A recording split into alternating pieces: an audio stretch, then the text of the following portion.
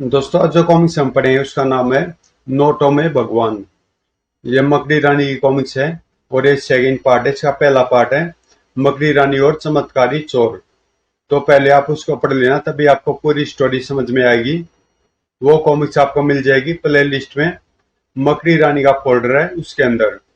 तो ये जो स्टोरी दे रखी है यहाँ पे, ये हम पढ़ चुके हैं इसके पहले पार्ट में।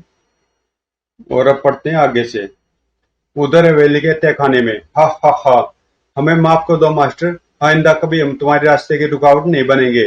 तुम जो कहोगे हम वही करेंगे। जिंदगी भर तुम्हारी गुलामी करेंगे।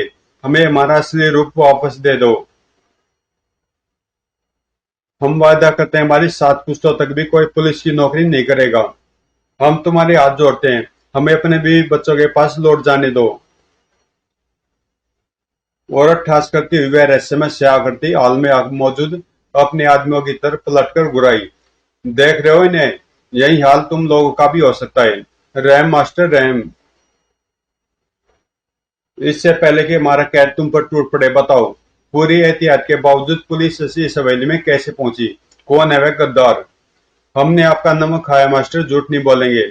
कल से हम मोटरसाइकिल पर सवार 2 लड़कों ने हमारी कार का पीछा करने की कोशिश जरूर की थी, लेकिन हम उन्हें डोज देकर निकल गए थे। यह झूठ बोल रहा है सरदार, वे दो नहीं 3 थे। अब मेरी समझ में आया कि वे लड़के हवेली तक कैसे पहुंचे। और फिर चौकीदार रात हवेली में दाखिल हुए। अजय विजय टिंगू से हुई मुलाकात के बारे में मास्टर को बताने लगे। जैसे वे खामोश हुआ, मास्टर दौड़ा। और तुमने उन लड़कों को लौट जाने दिया मूर्ख। वे लड़के लड़के तुझे जरूर पहचान लेंगे, इसलिए तेरा जिंदा रहना खतरे से खाली नहीं। रहम मास्टर रहम। लेकिन मास्टर को चौकीदार पर जरा भी तरस नहीं आया। ओह! और पलक झपकते ही, ईश्वर तुम्हारी आत्मा को शांति दे, हा हा हा। चौकीदार की मौत का यह नजारा देख बाकी आदमियों के बदन में जुर्जुरी सी दौड़ गई। तभी मास्टर उनसे मुखातिब और भयानक स्वर में बोला, तुम लोग फौरन उन लड़कों को का पता लगाकर उन्हें खत्म कर दो, ताकि सवेद का जिक्र उनके होठों पर न आ सके। Yes master. उधर तारकुंडे जब टिंगू का मुंह खुलवाने के लिए शक्ति बरतने की सोच ही रहा था कि तभी सर आपका फोन। ठीक है तुम चलो, मैं आता हूँ। फिर तारकुंडे जय विजय टिंगू की तरफ पलटते हुए रुके स्वर में बोला, मैं तुम लोगों को कुछ समय और देता हूँ। फैसला कर लो, तुम लोग मुंह खोलोगे या मुझे तुमसे सख्ती से पेश आना होगा। यह मत सोचो कि टिंगू है तो मैं कोई लिहाज करूंगा। इतना कह तारकुंडे दन दनाता हुआ हवालात से बाहर निकल गया। तारकुंडे के बाहर जाते विजय टिंगू से मुखातिब हो बोला, तू ही समझाने अपने पापा को। पापा को तो मम्मी समझा सकती है भाई। कुछ ही देर बाद हेड कांस्टेबल मोजीराम वहां आकर बोला, तुम लोगों को छोड़ा जा रहा है। वो मारा, जरूर मम्मी का फोन आया होगा, वरना पापा की समझ में हमारी निर्दोषता की बात कहाँ आने वाली थी। अजय विजय टिंगू ने फौरन थाने के बाहर जाने की राह पकड़ी। उनके जाने के बाद तारकुंडे गहरी सोच में डूब गया। आज ही साहब को बुलाई ने छुड़वाने की क्या जरूरत थी। खैर मैं भी देखता हूँ मकड़ी रानी कब तक अपने आप को बचाती है। बस एक बार कोई ठोस सबूत लग जाए मेरे हाथ। तभी ने थाना अध्यक्ष इंस्पेक्टर शिंदे ने तारकुंडे की सोचों को भंग करते हुए कहा, तारकुंडे मेरा ख्याल है चोर चोरी का माल ठिकाने लगाने की कुछ जरूर कोशिश करेगा। हाँ। और अकस्मात एक विचार बिजली की तरह तारकुंडे के मस्तिष्क में कौंध गया। Good idea. मुझे ऐसे चोरियों से पूछताछ करनी चाहिए जो चोरी का माल खरीदते हैं। इस विचार के दिमाग में आते ही तारकुंडे तेजी से उठा और थाने के बाहर निकल गया। तब शाम के करीब 5 बज रहे थे। बिना समय गवाए तारकुंडे ने टैक्सी पकड़ी और सीधा जोरी बाजार पहुंच गया। फिर पूछताछ करते हुए सेठ ललन लोहार वाले की दुकान में जा घुसा। आइए आइए दरोगा साहब, आपने क्यों तकलीफ की? हमें बुला लिया होता। ऐसा लगता जैसे पहले भी से कहीं देखा है, पर कहाँ। लल्लन लाहौर वाले को पहचानने की कोशिश करता हुआ तारकुंडे काउंटर के निकट पहुंच गया। फिर हीरा जेब से निकाल उसके सामने रखते हुए बोला, इस हीरे को पहचान तो लल्लन मियाँ? ऐसे हीरे और भी होंगे तुम्हारे पास कि भला काफी कीमती मालूम पड़ता है। फिर लल्लन मियाँ हाथ में ले गौर से मुआयना करते हुए बोले, मदद हो गई, ऐसा लाजवाब हीरा आंखों के सामने से नहीं गुजरा। ज्यादा बनने की कोशिश मत करो ललन मियाँ। मुझे पक्की खबर मिली कि चोरी के हीरे तुम्हारी खास कमजोरी है। अगर तुमने आजकल में किसी से ऐसे हीरो का सौदा किया है तो अब बिना हिल हुज्जत के बता दो, वरना। कुछ देर नाम नुकर करने के बाद लल्लन लाहौरने वाले ने हीरे और आभूषण खरीदने की बात स्वीकार कर ली। काफी सस्ते दाम पर दे गया था। सो नीयत फिसल गई। कौन था वह? धीरे बोले, सरकार, दीवारों पे भी कान होते हैं। अगर बात उसके कानों तक पहुंच गई तो समझिए मेरी खैर नहीं। खैर तो तुम्हारी अब्बी ने, लल्लन मियाँ। मेरे सवाल का सीधी तरह जवाब दो। बताता हूँ सरकार। पहले भीतर तो चलिए। क्यों आप मेरी जान को मुश्किल में डाल रहे हैं? बड़ा खतरनाक आदमी है वह। अगर उसे पता चल गया कि मैंने आपको उसके बारे में कुछ बताया है तो यूं गर्दन हलाल करके रख देगा मेरी। ठीक है, चलो अंदर, पर याद रखो, होशियारी दिखाने की कोशिश की तो हड्डी पसली तोड़ डालूंगा। फिर तारकुंडे लल्लन लाहौरवाल के साथ भीतरी केबिन में पहुंचकर बोला, हाँ बोलो, कौन है वह? बताता हूँ हुजूर, सब कुछ बताता हूँ, पर वादा कीजिए आप इस मामले में मेरा नाम जाहिर नहीं करेंगे। मेरा समय बर्बाद मत करो और तभी हा हा हा। दूसरे पल तारकुंडे मूर्छित हो फर्श पर ढेर हो गया। इसे अड्डे पर ले जाने का प्रबंध करो भीमा। मैं मास्टर को खबर करता हूँ। जो हुक्म सरदार। वो लल्लन मियाँ के जाते भीमा अपने काम में जुट गया। थोड़ी देर बाद, अब मैं एहतियात से रखना, शीशे का सामान है, टूट फूट न हो। जल्दी ताबूत को सामने खड़ी सफेद मेटाडोर में रख दिया गया। और फिर जैसे ही मेटाडोर आगे बढ़ी, एक फिएट कार तुरंत मेटाडोर के पीछे लग गई। फिएट को स्वयं मकड़ी रानी ड्राइव कर रही थी। अगर मैं तारकुंडे पर नजर न रखती तो शायद तारकुंडे का पता लगाना मुश्किल हो जाता। लेकिन अब एक बात तो साफ है कि चमत्कारी चोर के आदमी शहर में चारों तरफ फैले हुए हैं। लल्लन लाहौर वाला इस सच्चाई का प्रमाण है। फिर लगभग आधे घंटे बाद मेरा शक ठीक निकला। ये लोग उसी हवेली की ओर जा रहे हैं जिसका जिक्र अजय ने किया था। मुझे कार यहीं छोड़ देनी चाहिए। हो सकता है चमत्कारी चोर के आदमी इलाके की निगरानी कर रहे हो। और कार को वहीं कच्ची सड़क से हटकर वृक्षों की ओट में खड़ी कर मकड़ी रानी किसी छलावे की तरह आगे बढ़ी जा रही थी। कुछ देर बाद, तो यह इस चबूतरे का राज। गाड़ी अब वापस ले जाओ और मेरे फोन का इंतजार करो। ठीक है सरदार। और लल्लन लाहौर वाले के नजरों से ओझल होते ही चबूतरे का खुला बाग फिर बंद हो गया। अगले पल भीमा मेटाडोर लेकर वापस लौट पड़ा। इसे बाद में देखूंगी, पहले चमत्कारी चोर से निपट लूं। दूसरे पल मकड़ी रानी गुप्त रास्ते की बजाय जंगल के रास्ते से हवेली की तरफ चल पड़ी। हवेली तक पहुंचने में मकड़ी रानी को ज्यादा वक्त नहीं लगा। तभी मकड़ी रानी ने अपनी बेल्ट का कोई बटन दबाया और पलक झपकते हुए हवेली की छत पर जा पहुंची। फिर समय गंवाए बिना वह अंधेरी सीढ़ियों से होती हुई नीचे उतरती चली गई। कुछ ही देर बाद मकड़ी रानी हवेली के ग्राउंड फ्लोर पर पहुंची। ऐसा लगता जैसे हवेली वर्षों से वीरान पड़ी है।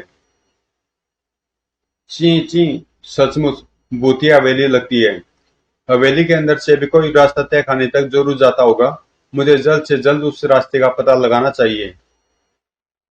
और गुप्त रास्ते को खोजती हुई मकड़ी रानी अंततः एक सुसज्जित कमरे में जा पहुंची। आश्चर्य, इस वीरान हवेली में यही एक कमरा ऐसा है जो साफ सुथरा और सुसज्जित है। जरूर इसमें कोई रहता है। हो सकता है इसी कमरे में वह खाने का इस हो सकता है इसी कमरे में तय खाने का गुप्त द्वार हो। तभी अनजाने में मकड़ी रानी का हाथ पलंग के पीछे लगे गुप्त स्विच पर पड़ा। स्विच के दबते ही गर्र, यह क्या, फर्श नीचे धस रहा है, पर कमरे का सामान अपनी जगह पर मौजूद है। अजीब तिलस्म है। कुछ ही देर बाद फर्श शिथिल हो गया। ओह, तो यह तय खाने का तिलिस्मी द्वार। फिर मकड़ी रानी के गैलरी में पहुंचते ही गर्र, मकड़ी रानी आगे बढ़ गई। कुछ दूर जाकर जैसे उसने गैलरी का मोड़ पार किया, क्या खबर है बीमा? ये आवाज तो ललन लाहौर वाले की मालूम होती है। अगले पल मकड़ी रानी अध खुले द्वार से अंदर झांक रही थी। ओह, तो वे छोकरे हवेली के मालिक का पता लगाने की कोशिश कर रहे हैं। तो तुम उनकी मुश्किल आसान क्यों नहीं कर देते? उन्हें काली माँ के मंदिर में इसी बहाने से बुला लो और उनका काम तमाम कर दो। समझ गए ना? हा हा हा। इस बीच मकड़ी रानी दबे कदमों से अंदर दाखिल हो गई। जैसे ललन लाहौर वाला रिसीवर कैडिल पर रखकर मुड़ा। कौन? मकड़ी रानी? तो तुम यहाँ? तेरी एक एक बात मैं सुन चुकी हूँ। तू आज तक कानून की नजरों में धूल झोंकता रहा, पर मुझे धोखा देना इतना आसान नहीं है। ललन लाहौर वाले उर्फ डाकू लाखन सिंह, अब तू मेरे हाथों से नहीं बच सकता। तो मैं यहाँ कर और मेरी असलियत जानकर मैं अपनी मौत को दावत दिए मकड़ी रानी। कहने के साथ ही ललन मियाँ का तेजी के साथ टेबल पर रखे रिवॉल्वर की तरफ बढ़ा, लेकिन उसकी सारी फुर्ती दरी की दरी रह गई। तड़ाक! आह! परंतु चोट की परवाह किए बगैर लाखन सिंह ने तुरंत अपने आप को संभाला और घायल चीते की तरह मकड़ी रानी पर झपट पड़ा। मैं तुझे जिंदा नहीं छोड़ूंगा मकड़ी रानी। आजा बच्चू, अभी मजा चखाती हूँ। और जैसे लाखन सिंह मकड़ी रानी के करीब पहुंचा, आ गूं! बॉल मास्टर कहाँ है? इंस्पेक्टर तारकुंडे को तुमने कहाँ रख दिया है? मकड़ी रानी की बाघ का कसाव लाखन सिंह की गर्दन पर क्षण प्रति क्षण बढ़ता जा रहा था। अगर तूने जल्दी जवाब नहीं दिया तो तू जिंदा नहीं रहेगा। बताता हूँ, पर मेरी गर्दन। गर्दन पर कसाव कुछ कम होते लाखन बोल उठा। इंस्पेक्टर तारकुंडे यहीं तय खाने के एक कमरे में बेहोशी की हालत में कैद है, पर मैं यह नहीं जानता कि मास्टर कहाँ है। तू ऐसे नहीं बताएगा। मुझे छोड़ दो। और इससे पहले कि लाखन सिंह संभल पाता, धड़ाक! हाय मरा! जल्दी लाखन का धैर्य जवाब देगा। मत मारो, मत मारो मुझे, मैं तुम्हें सब कुछ बता दूंगा। अब आए ना सीधे रास्ते पर। अब बता, मास्टर कौन है? वो तेरा उससे संबंध कब और कैसे हुआ? फिर लाखन सिंह बिना किसी विरोध के उस हवेली में अपने आगमन और मास्टर से हुई पहली मुलाकात के बारे में मकड़ी रानी को बताने लगा। करीब 5 साल पहले पुलिस की पकड़ से बचता बचाता मैं अपने 6 साथियों के साथ इस शहर में आ गया। फिर हमने शहर में छोटी मोटी डकैतियां डालनी शुरू कर दी। एक दिन डकैती डालने के इरादे से हम इस हवेली में आए। सरदार सुनाई है, भूतिया हवेली है। हवेली में जाना खतरे से खाली नहीं। बकवास बंद कर भीमा, भूत प्रेत नाम की कोई चीज नहीं होती। मैंने अपने आदमियों को प्रोत्साहित किया। यह बहुत पुरानी हवेली है, ऐसी हवेलियों में अक्सर खजाने गड़े होते हैं। अगर किस्मत ने साथ दिया तो आज हमारे बारे नहरे हो जाएंगे। ठीक है सरदार, जैसी तुम्हारी मर्जी। और फिर मैं अपने साथियों सहित हवेली में दाखिल हो गया। हमने हवेली का चप्पा चप्पा छान मारा, किंतु धूल और जालों के सिवा में कुछ नहीं मिला। अंत में हम एक कमरे में पहुंचे। अरे यह कमरा तो साफ सुथरा है, जरूर कोई यहाँ कोई रहता है। फिर तो माल भी इसी कमरे में होगा। चलो ढूंढो। हमने पूरा कमरा छान मारा, हमारे हाथ तो कुछ नहीं आया, पर अजीब बात है, कमरे में रखे हर सामान को दीवार के साथ नट बोल्ट से क्यों कसा गया है? शायद रहने वालों को यह डर है कि कहीं कोई उसका सामान ही न उठाकर ले जाए। तभी भीमा का हाथ किसी स्विच से टकराया और अगले पल फर्श नीचे धंसने लगा। वो अब समझ में आ गई कमरे का सामान फर्श के साथ नीचे क्यों नहीं आया। इतना कह लाखन सिंह कुछ पल सांस लेने के लिए रुका। फर्श को इस तरह बनाया गया कि लिफ्ट की तरह प्रयोग भी हो जाए और किसी को इस गुप्त रास्ते का पता भी न चले। दाद देनी पड़ेगी उस दिमाग की जिसने उस फर्श रूपी लिफ्ट का निर्माण किया। लाखन सिंह ने फिर कहना शुरू किया। खजाने की उम्मीद में हम गुप्त रास्ते से होते हुए इस तहखाने में आ गए और खजाना खोजते खोजते मास्टर की प्रयोगशाला तक जा पहुंचे। कौन हो तुम लोग? हाथ ऊपर उठाओ वरना बेमौत मारे जाओगे। क्या चाहते हो? जो कुछ भी तुम्हारे पास है हमारे हवाले कर दो। इस वक्त मेरे पास कुछ नहीं है, जो कुछ था मैं अपनी रिसर्च में लगा चुका हूँ। लेकिन अगर तुम लोग मेरा साथ दो तो एक दिन मैं तुम लोगों को दुनिया में सबसे बड़ा अमीर बना दूंगा। वो कैसे? फिर मास्टर ने हमें अपनी चमत्कारी पोशाक के बारे में बताते हुए बताया कि उसे अपने प्रयोग में थोड़ा वक्त और लगेगा और प्रयोग को पूरा करने में उसे धन की आवश्यकता भी पड़ेगी। मुझे मास्टर की बात जच गई और मैंने उसका साथ देने का निश्चय कर लिया। मैं ललन बन गया और मास्टर की मदद करने लगा। मास्टर को चमत्कारी पोशाक तैयार करने में काफी समय लग गया, लेकिन अभी 1 माह पहले ही जैसे चमत्कारी पोशाक तैयार हुई, मास्टर ने चोरी का सिलसिला शुरू कर दिया और तुम लोग दोनों हाथों से धन बटोरने लगे।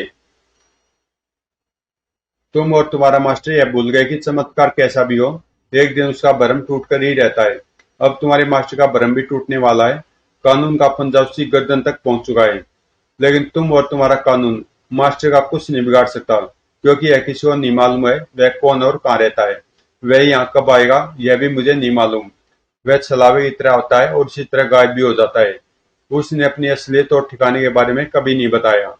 इतना कह लाखन सिंह खामोश हो गया। मकड़ी रानी अभी कुछ कहना ही चाहती थी कि तभी उसे लाखन की बीमा से हुई बातचीत का ख्याल आया।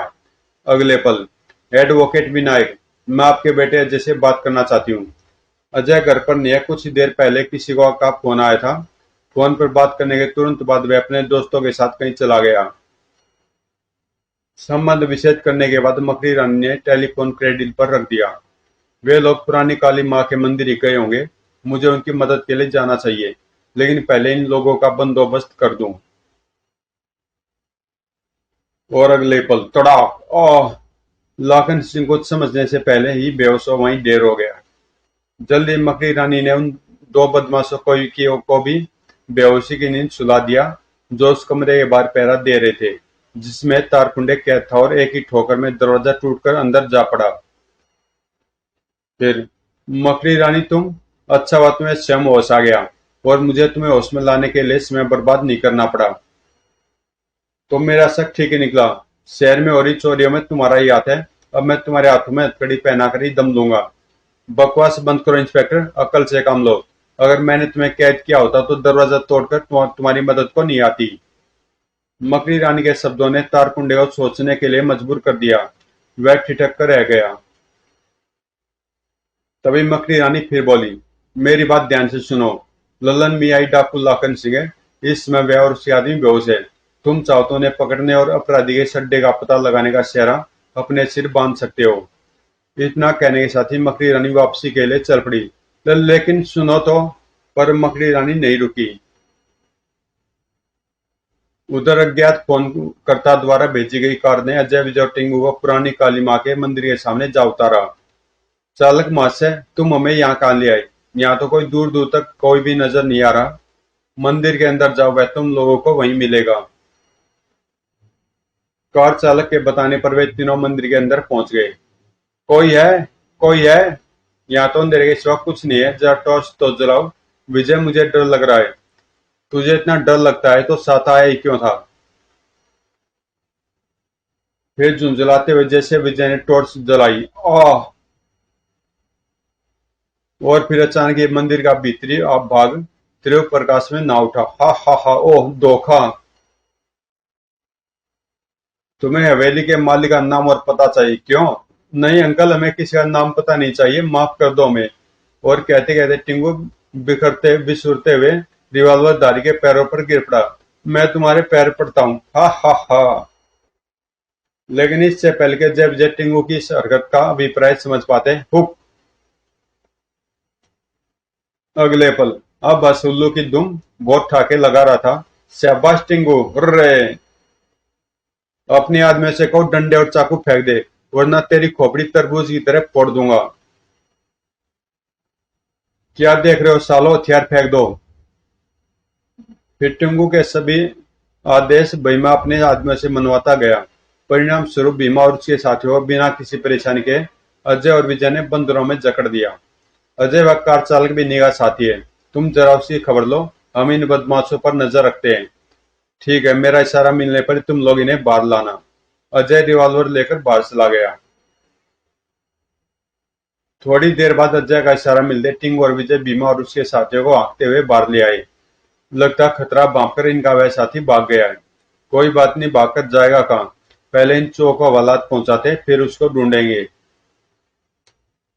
अभी अजय विजय टिंगू भीमा और उसके साथियों को कार की पिछली सीट में ठूस कार में सवार हुए थे कि ठीक उसी समय कार से कुछ फासले पर मकड़ी रानी प्रकट हुई। बहुत खूब, मेरे साथी उम्मीद से कहीं ज्यादा काबिल निकले। गर्र गर्र। मकड़ी रानी अजय को आवाज देना ही चाहती थी कि तभी निकट से किसी का फुसफुसाहट भरा स्वर उसके कानों में सुनाई दिया। खुश हो रहे हो बेवकूफो, तुम नहीं जानते मैंने कार में टाइम बम फिट कर दिया है। थाने पहुंचने से पहले तुम सब ऊपर पहुंच जाओगे, हा हा हा। लेकिन अब मैं तुझे पहुंचाती हूँ ऊपर। और अगले पल तड़ाक, आह! कार चालक से निपटने के पश्चात जूं! मुझे फौरन अपने साथियों को सावधान करना चाहिए। कुछ ही मिनटों बाद, मकड़ी दीदी, अजय कार रोको, कार में टाइम बम फिट है। मकड़ी रानी की चेतावनी सुनते जगह पैर ब्रेक पर दबता चला गया, लेकिन ओ माय गॉड, कार के ब्रेक फेल हैं, अब क्या होगा? तभी टिंगू ने मकड़ी रानी को सूचित किया, मकड़ी दीदी, कार के ब्रेक फेल है, अब हम क्या करें? ओ खैर, घबराओ नहीं। कहने के साथ ही मकड़ी रानी कार से आगे निकल गई।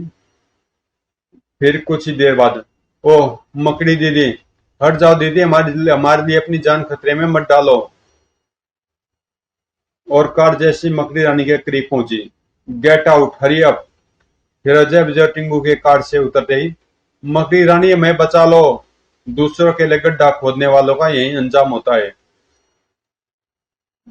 कार अभी कुछ ही दूर गई थी कि धूम धड़ाम। दीदी आज आपने सही समय पर पहुंचकर हमारी जान बचा ली। तुम लोगों की जान लेने की इस कोशिश से यह तो जाहिर हो गया कि अपराधियों तुम लोगों से खतरा हो गया है। इसलिए शायद वो नहीं चाहता कि हम हवेली के मालिक के बारे में जान पाए। लेकिन सवाल यह उठता है कि आखिर हवेली के मालिक का पता चल जाने से उसे नुकसान क्या है? शायद हवेली के मालिक के नाम से उसका रहस्य जुड़ा है। टिंगू के तर्क में काफी दम है साथियों। अब हमें पता लगाना ही होगा कि हवेली का मालिक कौन है। लेकिन मैं पहले तुम्हारी रिपोर्ट सुनना चाहती हूँ। हम सिर्फ इतना ही पता लगा सके हैं कि यह हवेली सेठ हरिराम जरीवाला की पुश्तैनी हवेली थी से मतलब। जब हम इस सेठ जरीवाला के यहाँ पूछताछ करने पहुंचे तो उसने बताया कि करीब 6 साल पहले उसने यह हवेली किसी प्रोफेसर भुवन सान्याल को बेच दी थी। लेकिन भुवन सान्याल के बारे में हम कुछ भी पता नहीं लगा सके। तभी मैं फोन पर किसी ने सूचना दी कि वह भुवन सान्याल के बारे में हमें बताना चाहता है, लेकिन यह सिर्फ एक चाल थी। भुवन सान्याल का नाम सुन मकड़ी रानी मन ही मन चौंक उठी। हमारे कॉलेज में विज्ञान का एक प्रोफेसर था भुवन सान्याल। बड़ा ही काबिल और अनुभवी था वह, पर पैसों का लोभी और बड़ा ही महत्वाकांक्षी था। पैसों को भगवान मानता था वह, इसलिए उसे इन नजरों से देखा जाता था। तभी एक दिन वह गायब हो गया। करीब 1 साल बाद अखबार में मैंने उसकी खुदकुशी का समाचार पढ़ा था।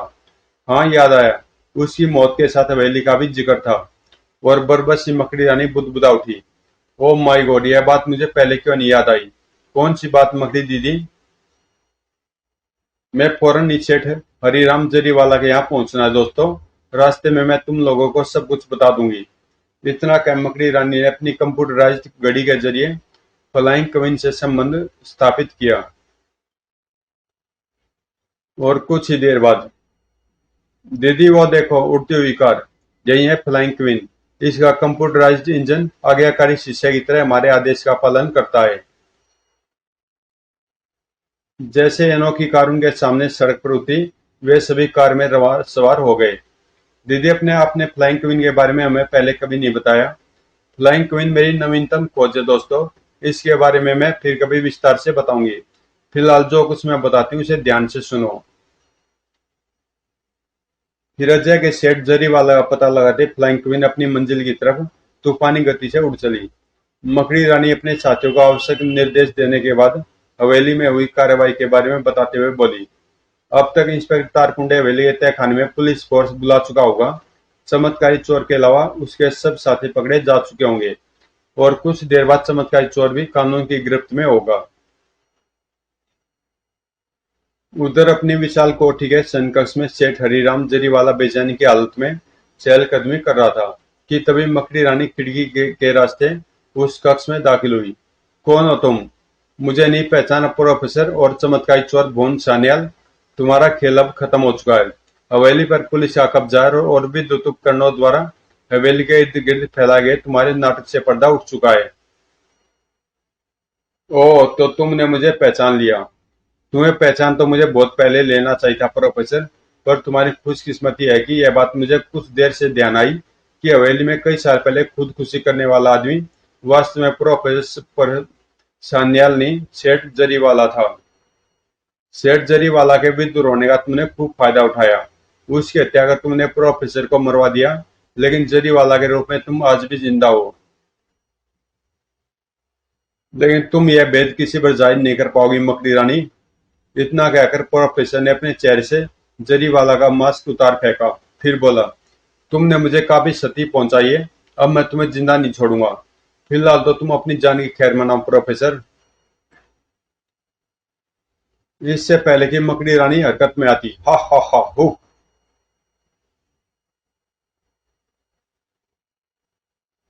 मकड़ी रानी के तय खाने के अंदर गिरते ही प्रोफेसर बोन सान्याल दौड़ता हुआ उसी कोठी में स्थित अपनी छोटी सी प्रयोगशाला में जा पहुंचा। यह क्या, मेरी चमत्कारी पोशाक, हाय मैं बर्बाद हो गया, मेरी जिंदगी भर की मेहनत पर पानी फिर गया। लेकिन यह हुआ कैसे, कौन आया था यहाँ?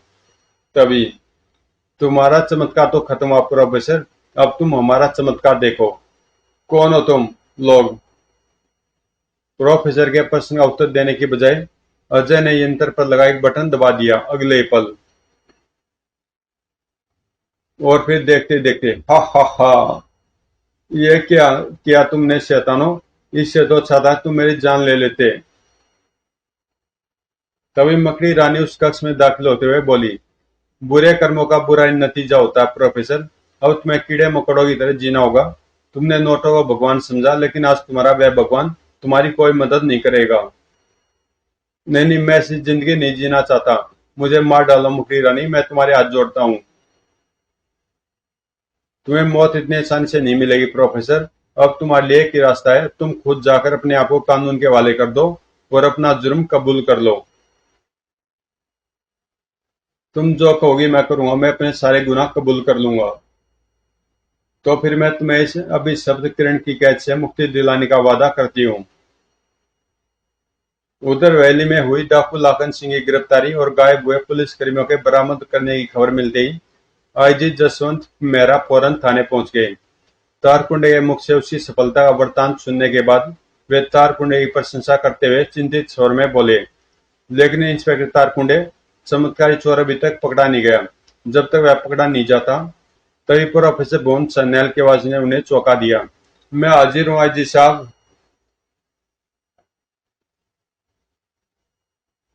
अगले पल गुड्डा सरीखा मानव अंदर दाखिल हुआ। यह मकड़ी रानी की नई चाल सर। अपने आप को गिरफ्तारी से बचाने के लिए उसने यह गुड्डा यहाँ भेज दिया। तुम चुप रहो। आजी साहब ने तारकुंडे की दलील पर कोई ध्यान नहीं दिया। उन्होंने गुड्डे सरीखे मानव से मुखातिब हो प्रश्न किया, कौन हो तुम? मैं चमत्कारी चोर भुवन सान्याल हूँ। मैं अपने आप को कानून के हवाले करता हूँ और अपने सारे जुर्म कबूलता हूँ। कहकर उसने सारी बात आईजी को बता दी। लेकिन हमारे उन आदमियों का क्या होगा जिन्हें तुमने अपनी तरफ बोना बना दिया है? तभी डॉक्टर पूनम अंदर आते हुए बोली, उन्हें फिर से असली रूप में लाने का दायित्व तो अब मेरा डैडी। बेटी तुम क्या करोगी? मैं सिर्फ इंजेक्शन लगाऊंगी जिसे मकड़ी रानी ने मुझे देकर भेजा है। तभी तारकुंडे बोल उठा, लेकिन पूनम जी, इसका आपके पास क्या प्रमाण है कि जो इंजेक्शन आप लाई हैं वह मकड़ी रानी ने ही आपको दिया है? और इसका क्या भरोसा है कि इंजेक्शन कारगर सिद्ध होगा? ठीक उसी समय के इंस्पेक्टर चार सिपाहियों के साथ कक्ष में दाखिल होते हुए बोला, इसका प्रमाण हम है सर। गुलाबराज ज्वेलर्स के यहाँ चोरी कांड में हुई मुठभेड़ में चमत्कारी चोर ने हमें गुड्डा बना दिया था, वो इंस्पेक्टर भास्कर। और फिर इंस्पेक्टर भास्कर आप बीती विस्तार से बताने के बाद बोला, सर मकड़ी रानी की वजह से हमें नया जीवन मिला है। हाँ सर, साहब ठीक ही कह रहे हैं। कांस्टेबलों द्वारा इंस्पेक्टर के कथन की तस्दीक करने पर आईजी साहब निश्चिंत हो गए। वे डॉक्टर पूनम से मुखातिब बोले, बेटी अब तुम अब देर मत करो, तुम अपना काम शुरू कर दो। हम जानते हैं मकड़ी रानी देश की सच्ची बेटी है, हमें गर्व है उस पर। अब इंस्पेक्टर तारकुंडे ने खामोश रहना ही उचित समझा। बेटा तारकुंडे चुप रहो, वरना हो जाएगा कुंडा। मकड़ी रानी तो गई हाथ से, इस केस की सफलता की शोहरत से भी हाथ धोने पड़ेंगे। जैसा मौका देखो वैसा ही ढंग अपनाओ, हा हा हा। और इंस्पेक्टर तारकुंडे अपनी चालाकी पर मन ही मन हंस पड़ा। समाप्त। तो दोस्तों, ये कॉमिक्स यहीं पे समाप्त होती है। अगर कॉमिक्स आपको पसंद आए तो प्लीज चैनल को सब्सक्राइब कर देना और मिलते हैं किसी अगली कॉमिक्स में।